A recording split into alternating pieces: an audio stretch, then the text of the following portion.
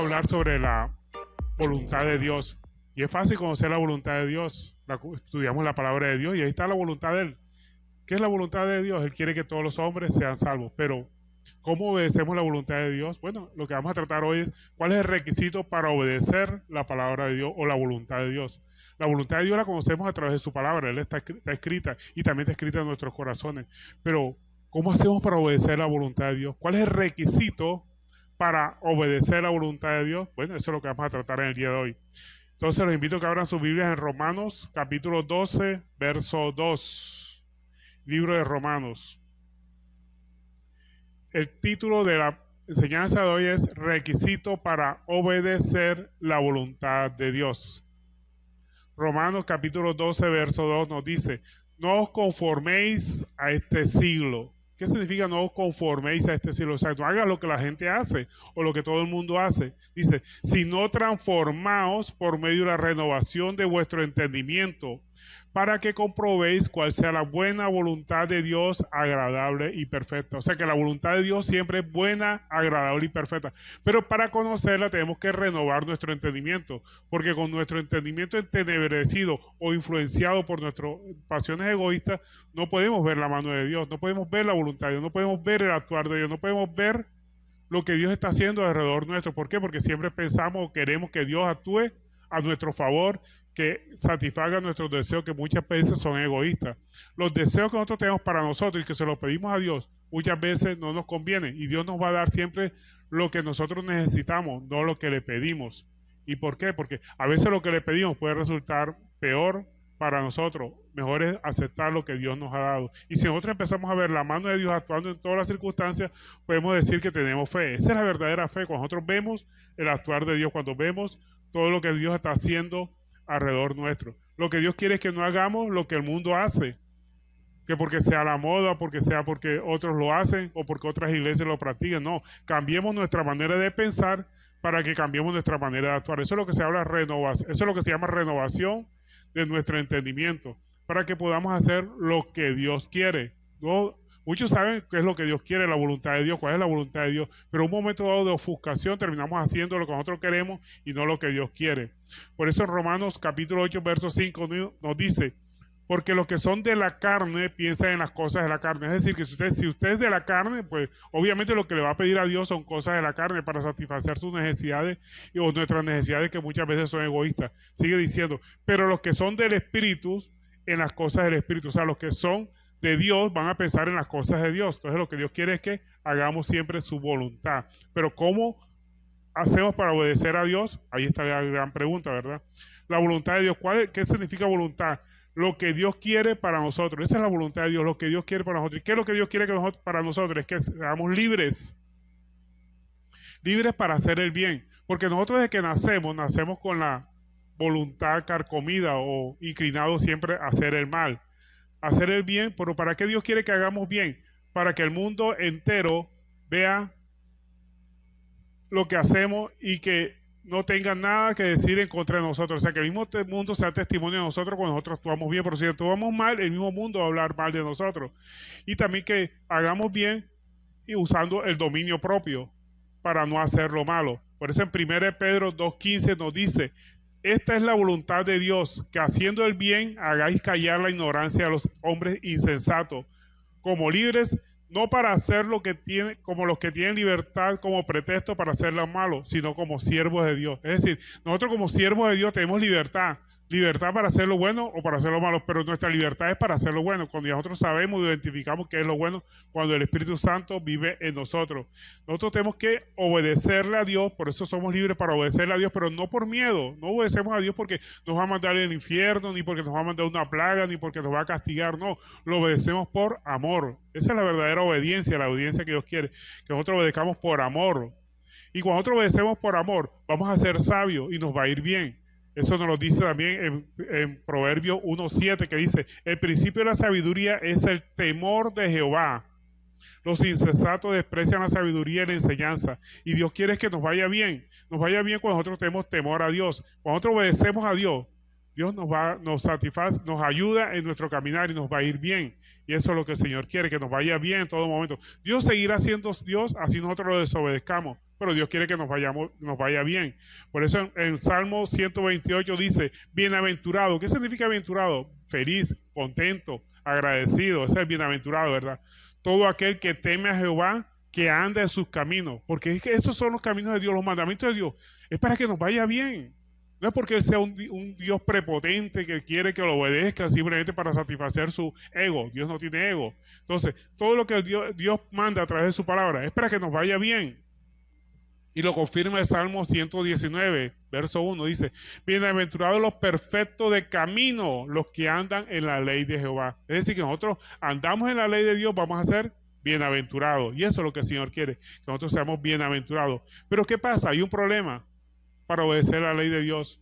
Nosotros nacemos con la intención de hacer lo malo. Desde pequeños, desde que nosotros nacemos, la naturaleza pecaminosa, esas motivaciones egoístas que todo lo queremos para nosotros. Siempre buscamos nuestro propio interés, nuestra propia satisfacción. Eso nos motiva desde que nosotros nacemos. Y en Génesis capítulo 8, verso 21 dice que el intento del corazón del hombre es malo desde su juventud. Es malo desde su niñez. El hombre siempre es egoísta. Siempre tenemos esos pensamientos a querer satisfacer solamente nuestros deseos.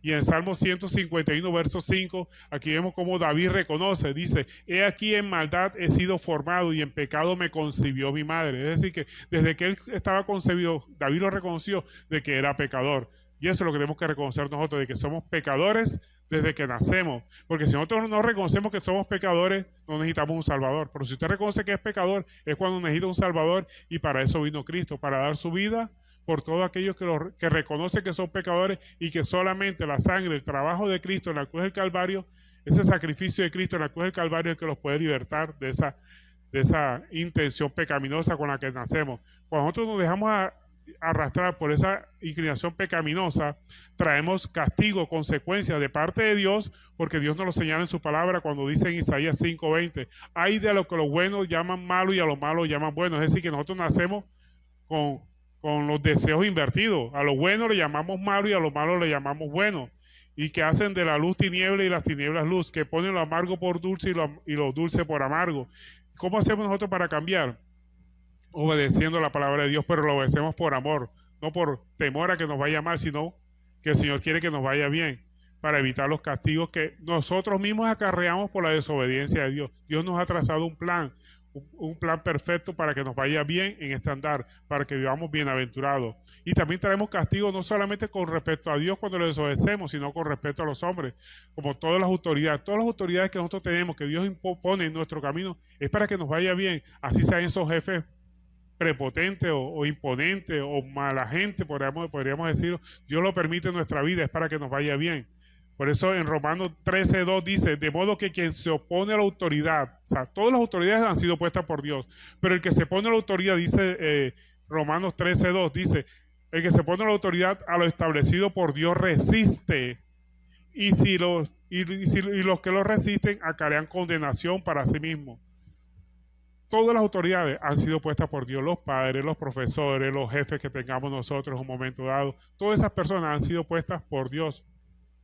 Entonces, nosotros nos queda obedecer. Claro que nosotros tenemos que obedecer a Dios antes que a los hombres. Si alguien nos manda a hacer algo indebido o algo que va contra los principios que Dios nos establece, contra la ley de Dios, pues obviamente es mejor obedecer a Dios antes que a los hombres. Así dice en Hechos 5:29, cuando Pedro respondió y los apóstoles dijeron, es necesario obedecer a Dios antes que a los hombres. ¿Por qué? Porque en ese momento los patriarcas le habían ordenado a Pedro de que no predicara, y Pedro dijo, no señor, yo prefiero obedecer a Dios antes que a los hombres, en ese sentido, de que iba contra los principios de Dios, contra los mandatos de Dios, porque Dios nos ha dado un mandato, ir por todo el mundo y predicar el evangelio.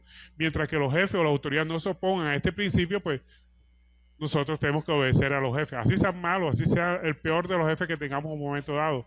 Todos los jefes Dios los pone en nuestra vida con un propósito, para prepararnos en nuestro caminar, en nuestro andar. Pero la voluntad de Dios, el propósito de Dios, lo que Dios quiere que nosotros es que tengamos libre albedrío para poder vencer las pasiones y deseos, porque desde que nosotros nacemos con la voluntad sometida a nuestras pasiones y deseos. Para poder tener un libre albedrío tenemos que tener una voluntad libre de pasiones y deseos, de las pasiones carnales, de las pasiones egoístas. Como dice Gálatas 5:24, dice, porque los que son de Cristo han crucificado la carne con sus pasiones y deseos. Eso es lo que se llama crucificar la carne.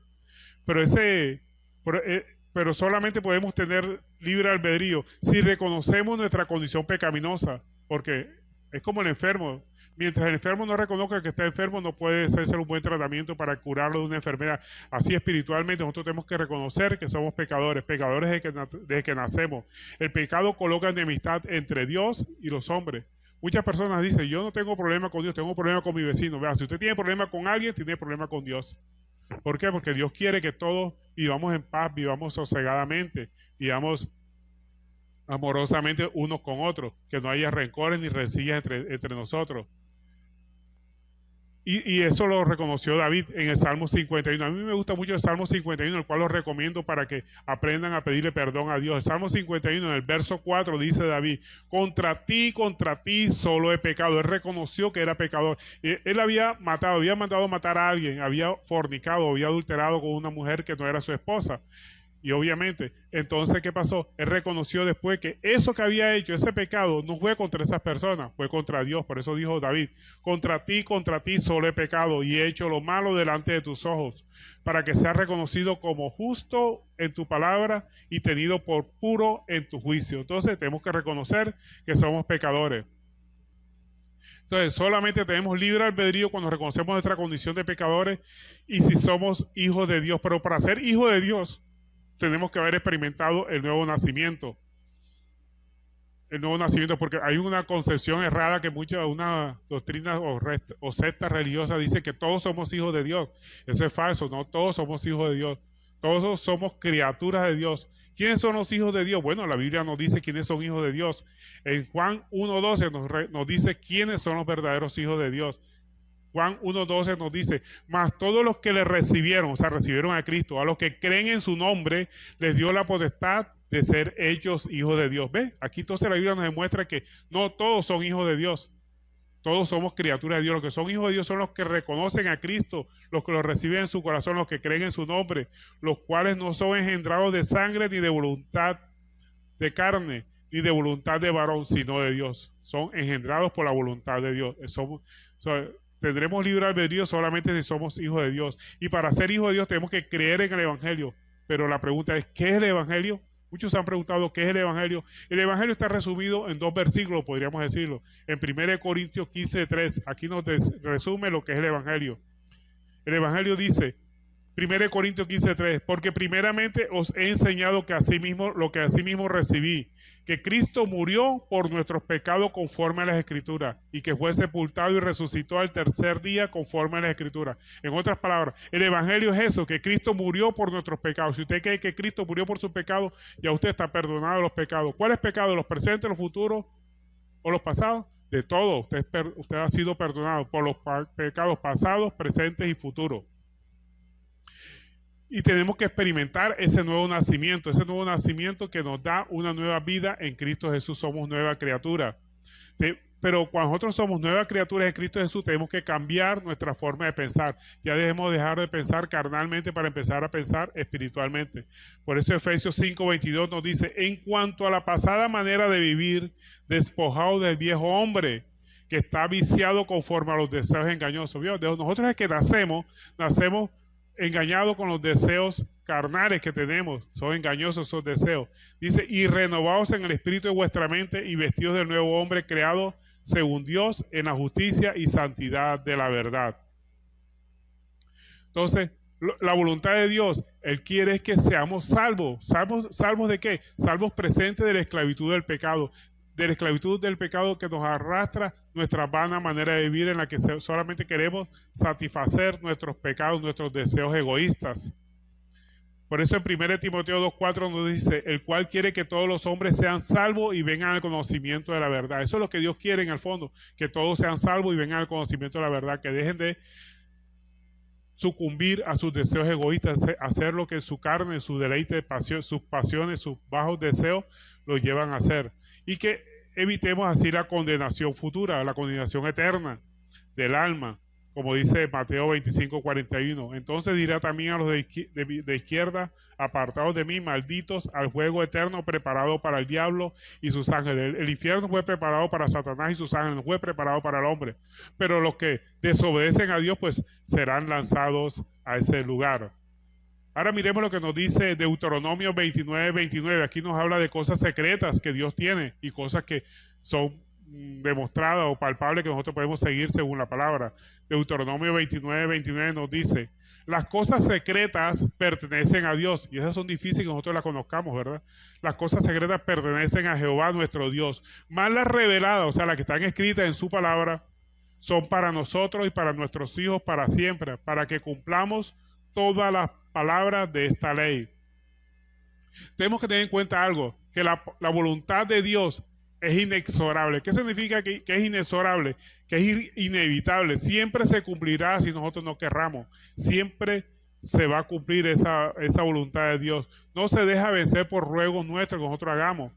Por algo que Dios tiene destinado en nuestra vida, por mucho que nosotros oremos, pidámosle que lo quiten, Dios nos lo va a quitar. Y vamos a ver por qué. Su cumplimiento es como el paso del tiempo, es inexorable. El paso del tiempo, no lo podemos detener el tiempo, así es la voluntad de Dios. La voluntad de Dios no la podemos evitar.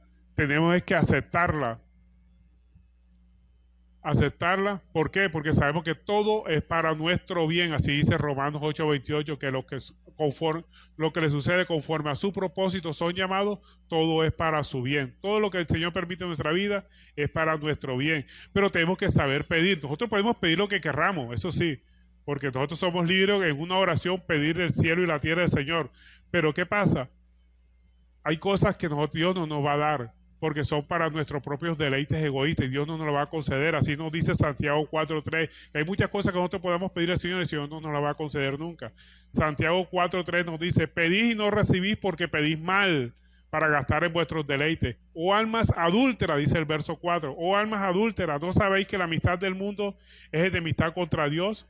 Cualquiera pues que quiera ser amigo del mundo se constituye en enemigo de Dios. Es decir, que muchas veces nosotros pedimos cosas que Dios no nos las va a conceder. ¿Por qué? Porque es para satisfacer nuestros deseos egoístas. Todos queremos estar en salud, todos queremos ser prosperados económicamente, pero no sabemos si esa enfermedad por la que estemos pasando o ese problema económico por el que estemos atravesando, Dios lo ha permitido en nuestra vida para que alcemos nuestra mirada, pongamos nuestra mirada en Dios. Entonces tenemos que siempre pedir a Dios, si es tu voluntad. Podemos agregar esa frasecita a las oraciones, a las peticiones que le hagamos al Señor, pues ahí seríamos nosotros como unos buenos cristianos, unos buenos hijos de Dios, ¿verdad? Cuando pidamos algo, digámosle: Señor, si es tu voluntad, sáname. Señor, si es tu voluntad, prospérame. Si es tu voluntad, agreguemos siempre eso en nuestras oraciones y creo que nos irá mejor.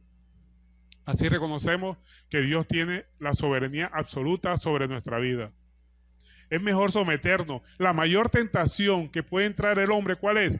Pretender que se cumpla nuestra voluntad o mi voluntad antes que la de Dios. Esa es la mayor tentación a la que nosotros podemos someter, porque somos cristianos, entonces yo le puedo pedir todo lo que yo quiera a Dios. No, es una tentación grandísima. Entonces tenemos que evitar esa tentación, pretender que se cumpla mi voluntad antes que la voluntad de Dios.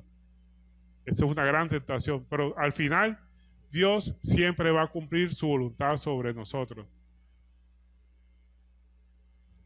Nosotros casi siempre queremos cambiar las circunstancias por las que estamos pasando, y cuando nosotros pedimos muchas cosas a Dios y que no está dentro del propósito de Dios, vamos a recibir un no de respuesta. Eso le pasó a Moisés. Moisés pidió a Dios que le permitiera entrar a Canaán, y Dios que le dijo, Dios le dijo: bástate de hablarme de ese asunto, ya está bueno.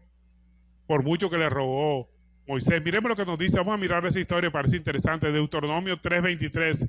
Miremos aquí cuando Moisés le rogó a Dios que le permitiera entrar a Canaán. Y mire lo que le respondió Dios. Deuteronomio 3:23. Por eso tenemos que saber cómo pedirle a Dios y saber de antemano que siempre se cumplirá la voluntad de Dios antes que la voluntad nuestra. Deuteronomio 3, verso 23 dice: y oré a Jehová en aquel tiempo diciendo: Señor Jehová, tú has comenzado a mostrar a tu siervo tu grandeza y tu mano poderosa, porque ¿qué Dios en el cielo ni en la tierra que haga cosa, que abra obras y proezas como las suyas, pase yo, te ruego, mire que agrega la palabra te ruego, y ve aquella tierra buena que está más allá del Jordán, aquel buen monte y el Líbano. Pero Jehová se había enojado contra mí a causa de vosotros, por lo cual no me escuchó y me dijo, basta, no me hables más de este asunto. Imagínense usted cómo le respondió Dios a Moisés, basta, no me hables más de ese asunto. Sube a la cumbre del Pisga y alza tus ojos al oeste y al norte y al sur y al este, y mira con tus propios ojos, porque no pasarás al Jordán. Por mucho que le rogó Moisés, por mucho que le rogó Moisés, Dios no le permitió, o sea, fue un rotundo no a su petición, aunque fue rogatoria, pero que iba en contra de la voluntad de Dios. Y también le pasó a Pablo.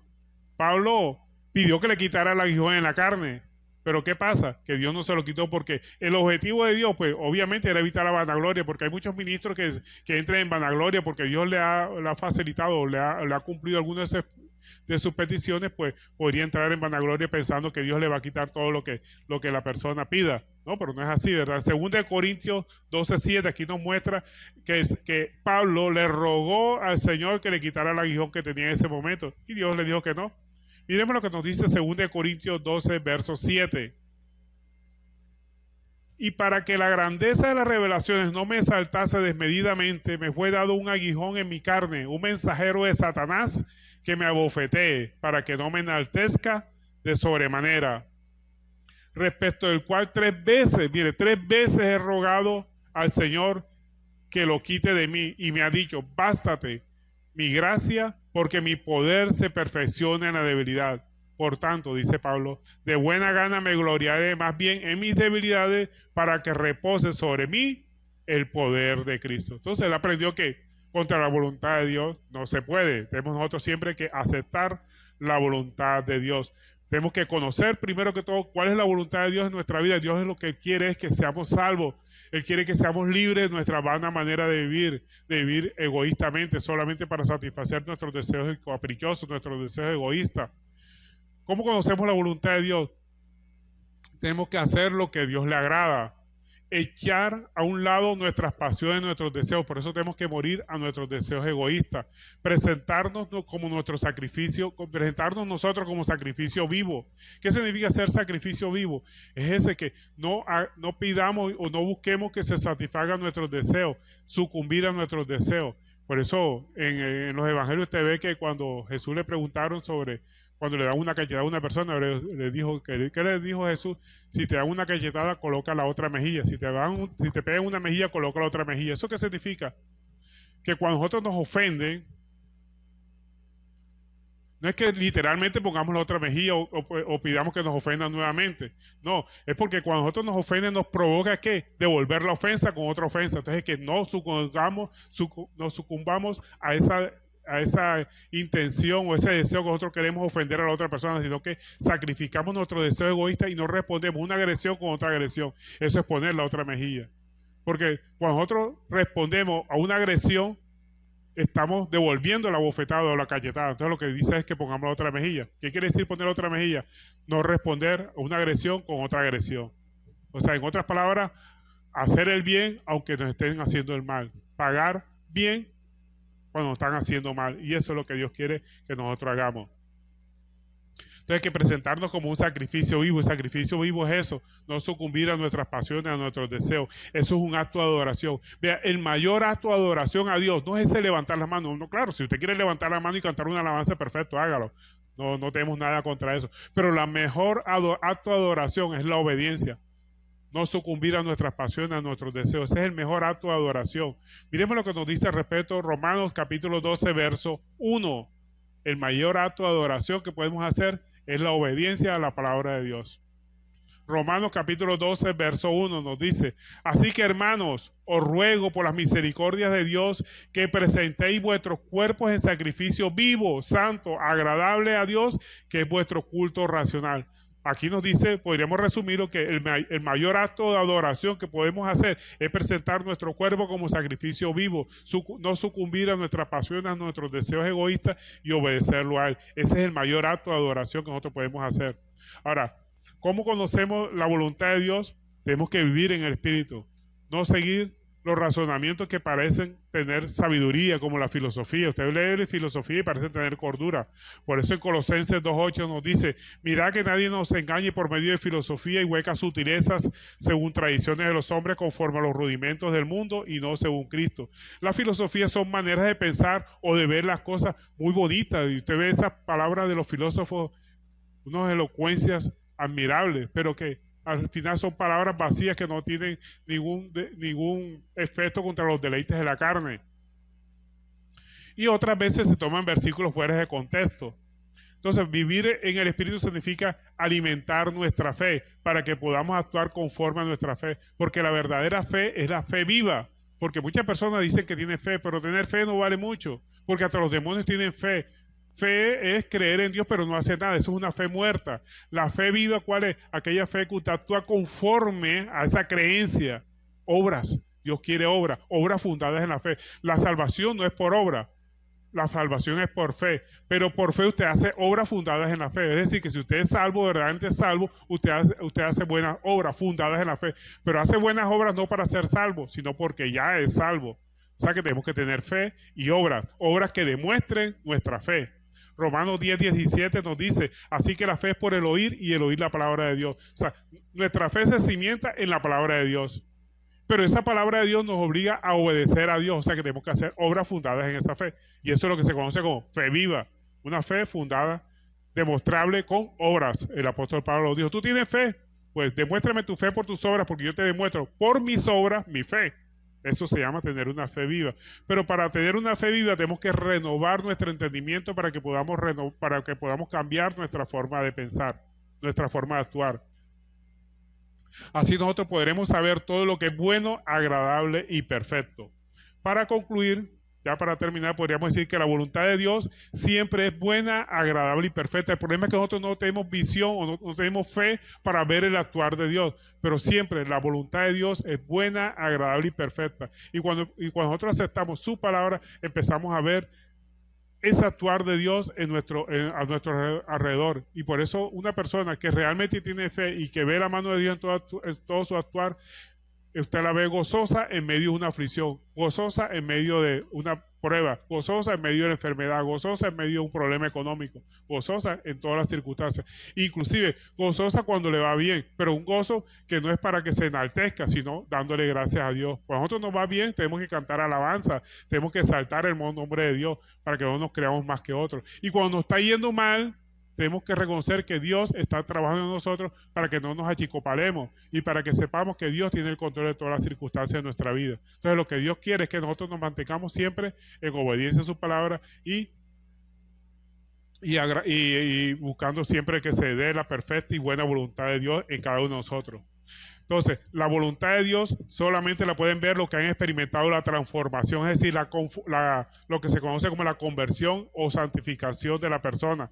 Y eso solamente se da por la obra del Espíritu Santo, que empieza con el cambio de entendimiento y la materialización en nuestra voluntad, cuando nuestra voluntad está en función de ese cambio en la forma de pensar. Podríamos decir entonces que la voluntad del hombre que ha experimentado el nuevo nacimiento es el gozarse en el libre albedrío, se goza en el libre albedrío y debe someterse a la voluntad de Dios.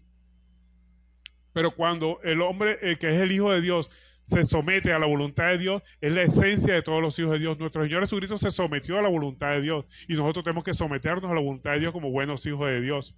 Pero cuando el que conoce la voluntad de Dios quiere que se haga su voluntad, se enfrenta a la voluntad de Dios y ahí comienza la esencia del pecado. Cuando nosotros queremos hacer las cosas a nuestra manera y no a la manera de Dios.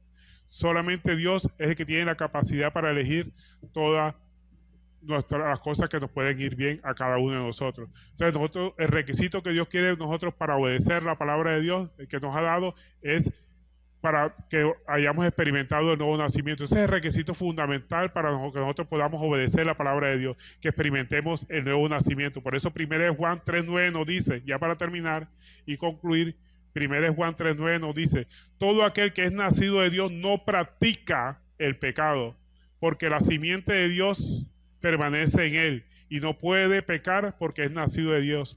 Pero el cristiano que ha sido convertido y que ha sido regenerado puede pecar, pero no lo practica. Es decir, que no insiste, no lo tiene por hábito de hacer esa actividad pecaminosa, sino que puede pecar esporádicamente. Por eso también nos dice la palabra de Dios: si alguno ha pecado, abogado tenemos para con el Señor, a nuestro Señor Jesucristo, que es nuestro abogado, nuestro intercesor para con Dios el Padre.